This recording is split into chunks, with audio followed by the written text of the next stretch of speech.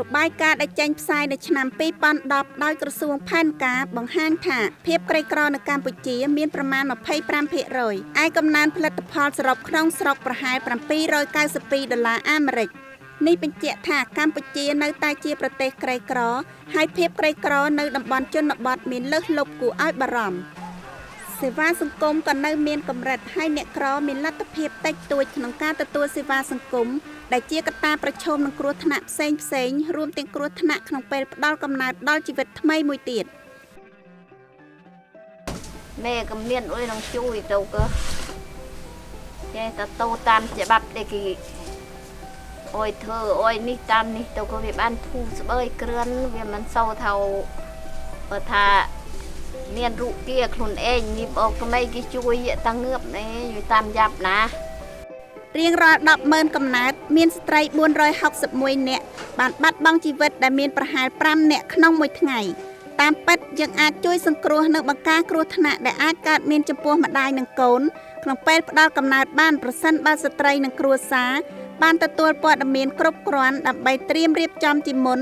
និងមានលទ្ធភាពទទួលសេវាដែលមានគុណភាពការសិក្សាស្រាវជ្រាវរបស់ UNFPA អំពីឧបសគ្គក្នុងការទទួលសេវាពីបុគ្គលិកជំនាញបង្ហាញថាបញ្ហាថវិកានិងចម្ងាយផ្លូវធ្វើដំណើរគឺជាមូលហេតុចម្បងរារាំងស្ត្រីនិងគ្រួសារក្នុងការទទួលបានសេវាប្រកបដោយសុវត្ថិភាព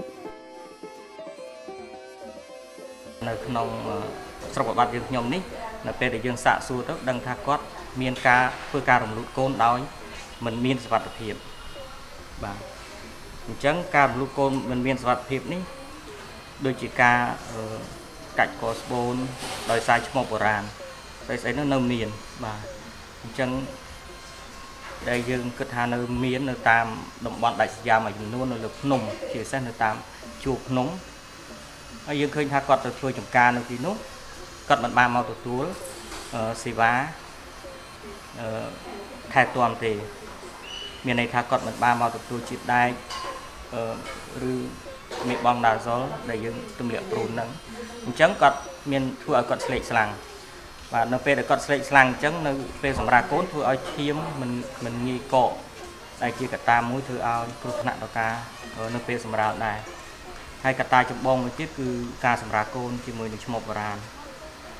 បាទការសម្រាប់កូននៅឈ្មោះបុរាណយើងដឹងហើយថាគាត់ពុំមានលទ្ធភាពទប់ស្កាត់នៅពេលដែលមានការរហែកបាត់ស្បូនឬក៏ធ្លាក់ឈាមទេហើយនៅទីនេះអ្វីដែលយើងបានធ្វើនោះគឺយើងមិនឲ្យមានការសម្រាលកូននៅតាមផ្ទះទៀតទេទោះបីជាឈ្មោះរបស់យើងក៏ដោយខ្ញុំអត់មានសមត្ថភាពឲ្យនឹងហៅឡានដាក់កូនខ្ញុំទៅបានទេព្រោះខ្ញុំក្រកូនខ្ញុំមកក្រខ្ញុំមកក្រតែខ្ញុំមកពឹងពេទ្យសុខភាពហើយមិនដល់សុខភាពហើយទៅពេទ្យដោះស្រាយខ្ញុំគេថាគ្មានលុយណាចាញ់អយដល់ខ្ញុំថាបានច្រើនម៉ាត់ទៅបានពេទ្យប្រុសចែងមកពិនិត្យសួរកូនខ្ញុំនេះជំងឺនោះថាម៉េចតែថាខ្ញុំអស់ទឹកភ្លោះហើយគ្រូពេទ្យតាំងពីយប់មកម្លេះថាអូអត់បានទេស្ងួតទឹកភ្លោះហើយដូច្នេះត្រូវបញ្ជូនគាត់បញ្ញាប់ទៅអត់ទូអត់បានទេបានគាត់ប្រាប់ថាអ៊ំចេញទៅយកសម្បត្តិពីភូមិមកបានខ្ញុំមកសុំសម្បត្តិពីភូមិបានហៅឡានពេទ្យមកព្រាមបាទពីខេត្តមកដូច្នេះគឺថាថ្លៃឡានក៏ពេទ្យអង្គការគេជួយកូនខ្ញុំទាំងអស់ថ្លៃឡានថៃអុយបាទទៅដល់ខេត្តតំណង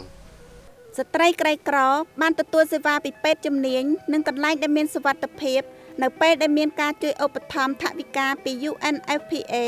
តាមរយៈកម្មវិធីមូលនិធិសមត្ថៈក្នុងការឆ្លើយតបទៅនឹងកិច្ចប្រឹងប្រែងរបស់ក្រសួងសុខាភិបាលចូលរួមកាត់បន្ថយអត្រាមរណភាពរបស់មាតានិងទារកតាំងពីមានមូលនិធិសមត្ថៈនឹងមកអ្នកឆ្ងាយគេមានឡានសម្រាប់ដឹកជាបន្តនឹងហ្មងគេមានដូចថាយើងតាក់ទងគ្នាដោយសារទូរស័ព្ទចាអញ្ចឹងបើសិនជាអ្នកនោះឯងមានគ្រោះថ្នាក់ជាបន្តហ្នឹងមានឡានហ្នឹងប្រចាំសម្រាប់ដឹកមិនថាយប់ថាថ្ងៃចារួចបើសិនជាយើងពិនិត្យថាខាងរោគស្ត្រីឡើងទៅតាំងពីរោគស្ត្រីតាំងពីពិនិត្យផ្ទៃពោះអីស្ពជាកណាទូទៅគឺឡានហ្នឹងត្រូវតែដឹកមកពីណាត់ថ្ងៃណាប្រមូលគ្នាបានគឺដឹកមកថ្ងៃហ្នឹងណាតែពីមុនមកអត់សូវមកទេត្រូវពិនិត្យផ្ទៃពោះអីវាឆ្ងាយចាតាំងពីយើងមានមូលនិធិសមត្ថៈហ្នឹងមកជាជនមកច្រើនតាំងពីយើងនៅជាប់ព្រំដែនដែលកំពង់ស្ពឺមកក៏មកដល់ហ្នឹងដែរចាដែលកត្តាដែលធ្វើឲ្យបានរលូនហ្នឹង ដោយមូលនិធិសមធនហ្នឹងមិនបានបោកកុហកផអីទេកាលណាដែលបាននិយាយអីទៅគឺឃើញពិតព្រោះថាប្រជាជនយើងមានគ្រោះថ្នាក់មែនដល់ពេលទៅដល់នោះគឺគាត់អត់មានពេទ្យទាលុយអីមែនទេអញ្ចឹងគាត់ទៅតែខ្លួនគាត់អាចមានសុវត្ថិភាពមកវិញទាំងកូនទាំងម៉ែអញ្ចឹងណាខ្ញុំធ្លាក់ឈាមទៀតทีนี้ខ្ញុំជីកលេខថងគីទៅដល់លេណោអង្ការគោនេះលំមកដាក់អុយទៅពីពេទ្យខេត្តពីពួកទៅពេទ្យខេត្តគឺយក50000ដល់លេណោក្រេគឺយក100000អង្ការជួយទាំងអស់តែអ្នកមានអង្ការជួយទេគឺខ្ញុំក៏អាចដល់ស្លាប់ខ្លួន មូលនិធិសមត្ថៈធ្វើឲ្យស្ត្រីអាចប្រើប្រាស់សិទ្ធិរបស់ខ្លួនក្នុងពេលផ្ដល់កំណើតនិងទទួលសេវាថែទាំដោយសុវត្ថិភាពលទ្ធផលនៃការវាយតម្លៃគម្រោងមូលនិធិសមត្ថៈក្នុងឆ្នាំ 2009 បង្ហាញថាមូលនិធិសមត្ថៈធ្វើឲ្យស្ត្រីប្រមាណ 30000 នាក់ក្នុងតំបន់គោលដៅអាចប្រើប្រាស់សេវាបញ្ជូនដែលមានសុវត្ថិភាពស្ត្រីជាង 3000 នាក់បានទទួលសេវាពិនិត្យផ្ទៃពោះបានសម្រាលកូនជាមួយពេទ្យជំនាញនិងបានទទួលសេវាថែទាំក្រោយសម្រាល ហើយក៏មានស្ត្រី193នាក់បានទទួលសេវាថែទាំក្រោយពេលរំលូតកូនស្ត្រី42នាក់បានប្រើប្រាស់កងដាក់ក្នុងស្បូនព្រមទាំងបានផ្ដល់សេវាការពារការឆ្លងមេរោគអេដស៍ពីម្ដាយទៅកូនចំនួន700នាក់និងផ្ដល់សេវាវះកាត់បញ្ឈប់កំណើតដោយស្ម័គ្រចិត្តចំនួន295នាក់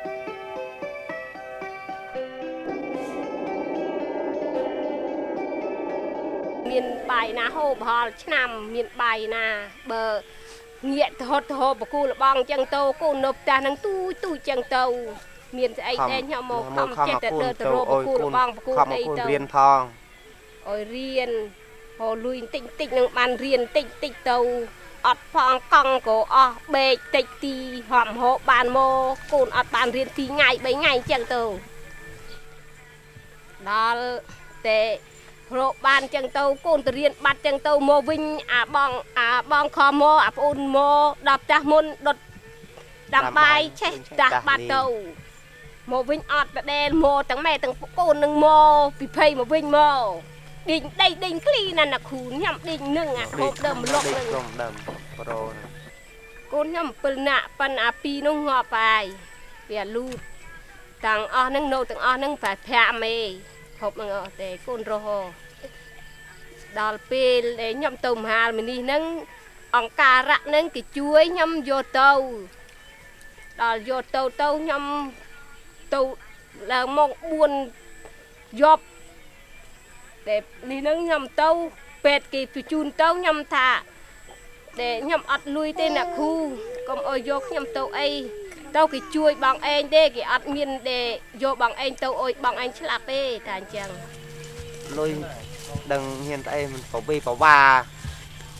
ដើរខ្ចីគេបំបានអង្គការជួយបើអង្គការអត់ជួយវិញតប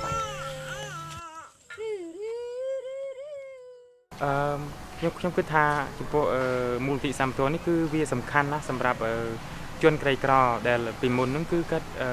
តាក់ទងនឹងជាពិសេសទៅលើការសម្រាលកូននិងមានបញ្ហាសុខភាពផ្សេងៗទៅលើស្ត្រីហ្នឹងគឺគាត់ច្រើនតែទទួលសេវានៅសហគមន៍ដោយសារតែភាពក្រីក្ររបស់គាត់ដោយសារតែការទទួលព័ត៌មានមានបានគ្រប់គ្រាន់ទៅលើការផ្ដល់សេវាហើយនៅពេលដែលមានមូលនិធិសម្ព័ន្ធយើងមានការចុះផ្សព្វផ្សាយមានការបង់ថ្លៃជួសគាត់ហើយនឹងថ្លៃដឹកជញ្ជូនមធ្យោបាយបញ្ជូនផ្សេងៗធ្វើឲ្យគាត់មានលទ្ធភាពអាចទទួលសេវាបាន ស្ត្រីជាមេដាពិភពលោកនឹងរួមចំណែកក្នុងការងារអភិវឌ្ឍសង្គមមិនត្រូវឲ្យស្ត្រីស្លាប់ដោយសារការផ្ដាល់កំណើតទេកូនវាអត់ម្ដាយវាអត់ចង់ទៅរៀនវាបាក់ទឹកចិត្តថាមានមិត្តភក្តិវាច្អកអញ្ចឹងថាមើលកូនអត់ម៉ែដល់អញ្ចឹងវាថាវាសុំតែឥឡូវរាល់ថ្ងៃនឹងសុំតែឈប់រៀននេះក៏ប៉ុន្តែអត់ឲ្យឈប់តែតែលួងវាទៅចង់បានអីក៏ទិញឲ្យដែរឲ្យតែវាទៅរៀន ខ្ញុំគិតថាគម្រោងមូលនិធិសមត្ថៈវាគ្រាន់តែជាជំនួយមួយលើកទឹកចិត្តឲ្យប្រជាជនមកប្រើប្រាស់សេវាមិនមែនទាំងស្រុងទេអ្វីដែលធ្វើឲ្យគម្រោងមួយនេះជោគជ័យយើងត្រូវគិតអំពីស្ថាប័នដូចជាមណ្ឌលសុខភាពមន្ទីរពេទ្យត្រូវមានអីខ្លះអញ្ចឹងជាទូទៅនៅទីនេះយើងនៅពេលដែលយើងមានមូលនិធិសមត្ថៈក៏យើងត្រូវគិតអំពីសេវា24ម៉ោងពីមុន យើងនិយាយអំពីសេវា24ម៉ោងតែសម្រាប់ស្រុកបាត់យើងខ្ញុំនេះគឺយើងនិយាយអំពីគុណភាពនៃសេវា24ម៉ោងមានន័យថាមិនមែនមណ្ឌលសុខភាពគ្រាន់តែបើកទ្វារទេបើកទ្វារហើយនៅពេលអតិថិជនមកយើងមានសម្ភារៈយើងមានថ្នាំយើងមានឧបករណ៍អាចជួយប្រជាពលរដ្ឋបានបាទនឹងហើយដែលយើងថាគុណភាពសេវា24ម៉ោងបើកទ្វារអត់មានសម្ភារៈអត់មានពេទ្យអីចឹងអានោះមិនអាចទេបាទហើយកត្តាសំខាន់មួយទៀតគឺអត្តចរិតអាកប្បកិរិយារបស់បុគ្គលិកអញ្ចឹងគម្រោងនានាគួរតែគិតអំពីការធ្វើម៉េចផ្លាស់ប្ដូរគំនិតផ្នែកគំនិតរបស់ប្រជាពលរដ្ឋក៏ផ្លាស់ប្ដូររបស់អ្នកផ្ដល់សេវាហ្នឹងក៏ផ្លាស់ប្ដូរមានន័យថាអ្នកផ្ដល់សេវាពីពេលមុនគាត់គិតថាប្រជាជនមកសុំសេវាមកសុំថ្នាំមកសុំអីចឹងប៉ុន្តែយើងធ្វើឲ្យប្រជាពលរដ្ឋយល់ថាការដែលគាត់មកប្រើប្រាស់សេវានេះមិនមែនជាការសុំទេគឺជាគាត់ជាអតិថិជនមួយដែលគួរតែត្រូវបានបុគ្គលិកសុខាភិបាលថែទាំនិងផ្ដល់ការលើកទឹកចិត្តគាំទ្រដល់ពួកគាត់